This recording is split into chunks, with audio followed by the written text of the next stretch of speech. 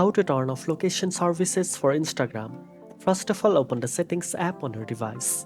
Next, scroll down and find Apps or App Management depending on your device. Tap on it and select App List.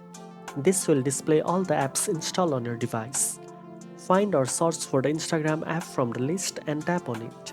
This will show the app settings such as storage and cache, notifications, permissions, and more. Select the permissions option and you will see an option called Location or Location Services. Tap on Location and you will see several options including Allow only while using the app, Ask every time, and Don't allow. To completely turn off location services for Instagram, select Don't allow. This will stop Instagram for accessing your location for post, stories, or the map feature. Instagram will no longer track or use your location. To confirm, you can open Instagram and try to access features like the map or location tags. The app will no longer show your location or allow sharing. Now you know how to turn off location services for Instagram. If you found this video helpful, don't forget to like, share, and subscribe for more social media tips. Thanks for watching, and I'll see you in the next one.